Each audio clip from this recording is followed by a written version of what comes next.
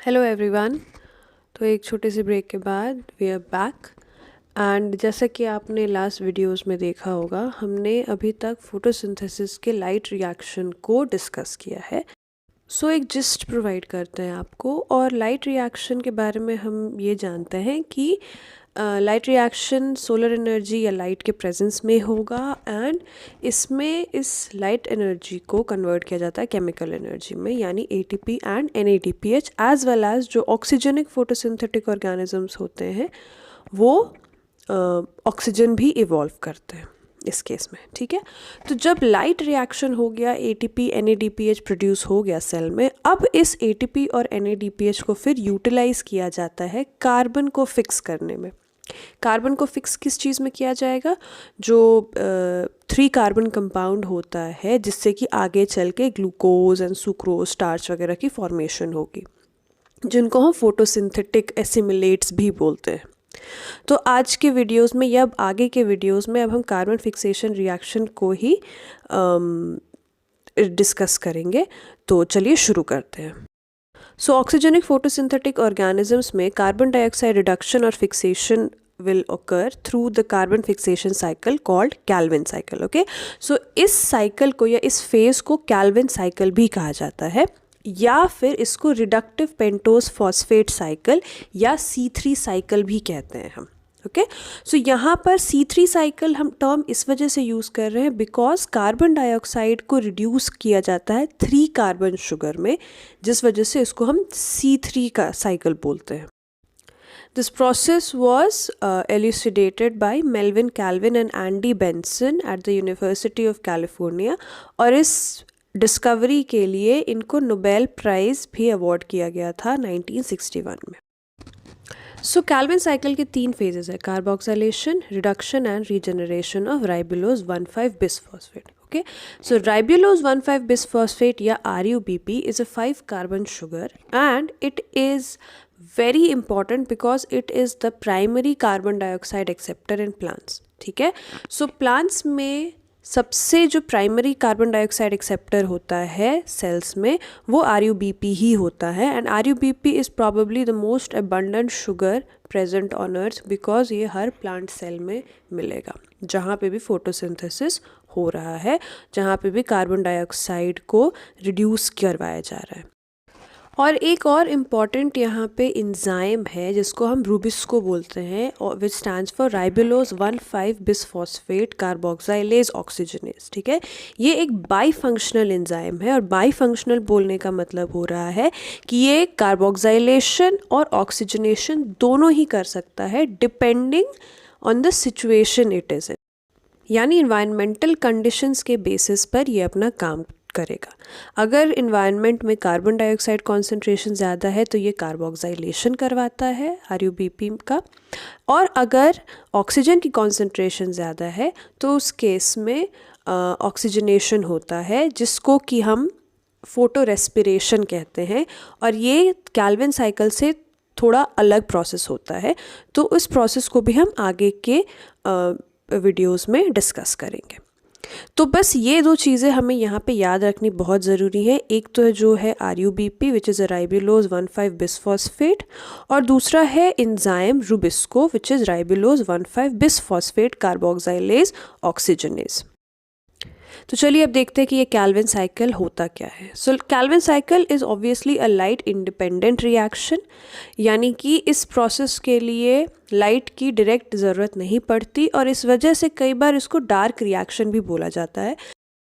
But dark reaction से आप ये मत सोच लीजिएगा कि ये डार्क कंडीशंस में ही होता है। ओके, बिकॉज यहाँ पे लाइट एनर्जी की डायरेक्ट ज़रूरत नहीं है, इस वजह से इसको हम डार्क रिएक्शन बोल रहे हैं।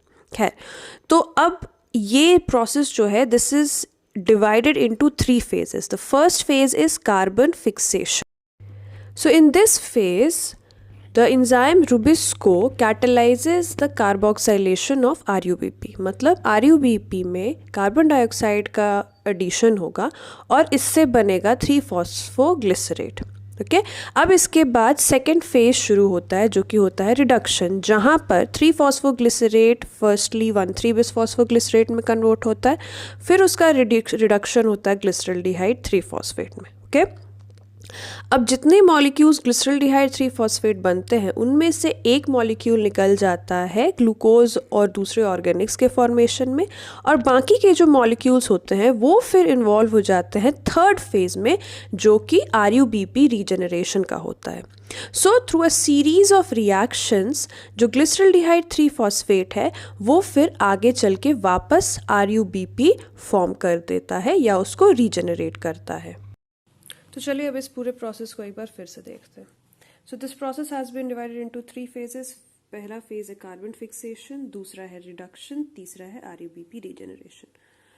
तो सबसे पहले हम कार्बन फिक्सेशन फेज के बारे में देखते हैं। यहाँ पर होता क्या है, एक हमारे पास RUBP प्रेजेंट है which is a 5 carbon compound. ठीक है, मैंने यहाँ पे ये 5 कार्बन्स डिनोट किए हैं और इसके हमारे पास 3 मॉलिक्यूल्स हैं। ठीक, चलिए अब ये 3 मॉलिक्यूल्स का मतलब हो गया 3 × 5 विल बी 15। ठीक है, सो 15 कार्बन यहाँ पे टोटल हुआ। एटमॉस्फेयर में कार्बन डाइऑक्साइड प्रेजेंट है और जिसमें कि एक कार्बन है, सो यहाँ पर 3 × 1 3 कार्बन प्रेजेंट हो गए। फर्स्ट फेज में this enzyme will catalyse the fixation of this carbon dioxide. तो अब ये कार्बन डाइऑक्साइड अटैच हो जाएगा इस RUBP के साथ। ठीक, तो अब यहाँ पर हमारे पास 15 और 3 टोटल 18 कार्बन है। ठीक है, अब ये 18 कार्बन्स को फिर कैसे डिवाइड किया जाता है? This is divided into 6 molecules of 3 carbons each. ठीक है, सो हमारे पास एक 3 कार्बन कंपाउंड है 3PGA या 3 फॉस्फोग्लिसरेट, जिसके कि 6 मॉलिक्यूल्स हमारे बन रहे हैं। तो यहाँ पर 6 × 3 विल बी 18। सो ये जो 3 कार्बन डाइऑक्साइड मॉलिक्यूल्स हैं इनको फिक्स कर दिया गया PGA में और 6 मॉलिक्यूल्स PGA के बन रहे हैं। अब यहाँ से सेकेंड फेज शुरू होता है विच इज रिडक्शन। सो अब इस PGA को फिर रिड्यूस किया जाता है G3P में। कैसे? फर्स्टली ATP के प्रेजेंस में इसकी फॉस्फोरिलेशन होगी और ये 1,3 बिसफॉस्फोग्लिसरेट बन जाएगा। ओके, जिसके कि फिर से 6 मॉलिक्यूल्स है। तो यहाँ पे भी हमारे पास 6 × 3 18 कार्बन्स है। ओके, अब यहाँ पर फिर इसको रिड्यूस करवाया जा रहा है NADPH के प्रेजेंस में। तो 6 मॉलिक्यूल्स NADPH लग रहा है और इससे बन रहा है हमारा glyceraldehyde 3 phosphate. This is glyceraldehyde 3 phosphate. Okay, तो इसके भी 6 मॉलिक्यूल्स बन रहे हैं and 6 × 3 we again have 18 carbon. तो अभी तक हमारी जो कैलकुलेशन है वो सही चल रही है। तो अब हमारे पास यहाँ पर इस पॉइंट पे 18 कार्बन प्रेजेंट है। अब क्या होगा, इसके बाद इन 6 मॉलिक्यूल्स में से एक मॉलिक्यूल जो G3P या ग्लिसरल्डिहाइड 3 फॉस्फेट है ये रिलीज हो जाता है for the production of glucose and other Organics. Okay, दूसरे मॉलिक्यूल्स के फॉर्मेशन में ये यूटिलाइज हो जाएगा। बचे हमारे पास 5 ग्लिसरल्डिहाइड 3 फॉस्फेट मॉलिक्यूल्स। तो अब यहाँ पे 1 × 3 हमारा 3 कार्बन रिलीज हो गया जो कि आगे चल के ग्लूकोज फॉर्म करेगा। बचा हमारा यहाँ पे 5 × 3 15 कार्बन्स। ठीक, तो अब यहाँ पर इस पॉइंट से तीसरा फेज शुरू होता है विच इज RUBP रीजनरेशन। तो अब ये 15 कार्बन्स जो हैं इनको फिर G3P से कन्वर्ट या रीजनरेट करके RUBP में कन्वर्ट किया जाएगा। तो इस प्रोसेस पे फिर 3 ATP मॉलिक्यूल्स लगते हैं। ओके, और फिर ये प्रोसेस फिर आगे चल के वापस हमें RUBP के 3 मॉलिक्यूल्स दे देता है। ओके, तो यहाँ पर हमारे पास 5 मॉलिक्यूल्स थे एक 3 कार्बन कंपाउंड के, टोटल 15 ही कार्बन्स थे। इन्हीं को फिर रीजनरेट करवाया जाता है 5 कार्बन कंपाउंड के 3 मॉलिक्यूल्स में। तो टोटल यहाँ पे भी हमारे पास 15 कार्बन्स प्रेजेंट है।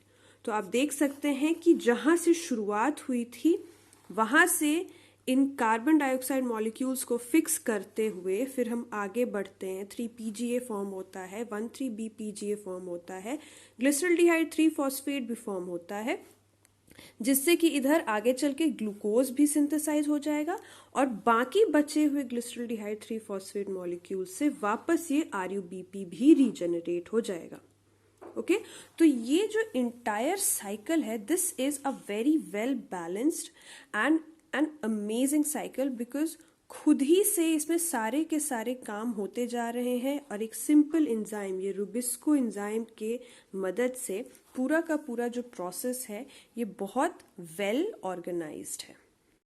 अब एक और इम्पॉर्टेंट बात, हमने पहले ही देखा था कि कैल्विन साइकिल को C3 साइकिल भी कहा जाता है। तो वो इसलिए क्योंकि जो फर्स्ट स्टेबल कंपाउंड होता है इस प्रोसेस में वो एक 3 कार्बन कंपाउंड है जिस विच इज़ 3 फॉस्फोग्लिसरेट या 3 फॉस्फोग्लिसरिक एसिड। ओके सो इस वजह से इस पूरे साइकिल को हम C3 साइकिल भी कहते हैं। सो आई होप कि आपको आज की वीडियो अच्छी लगी होगी और आपको ये टॉपिक समझ में आया होगा। बहुत ही इंटरेस्टिंग टॉपिक है and it's so amazing how actually plants work. So आगे की वीडियोस में हम इन्हीं टॉपिक्स को आगे और कवर करेंगे और फोटो रेस्पिरेशन के बारे में देखेंगे, C4 साइकिल, कैम साइकिल के बारे में भी हम देखेंगे। तो बने रहिएगा हमारे साथ और हम आपके लिए और भी वीडियोस लाते रहेंगे। तब तक के लिए study well, have a good day, bye bye.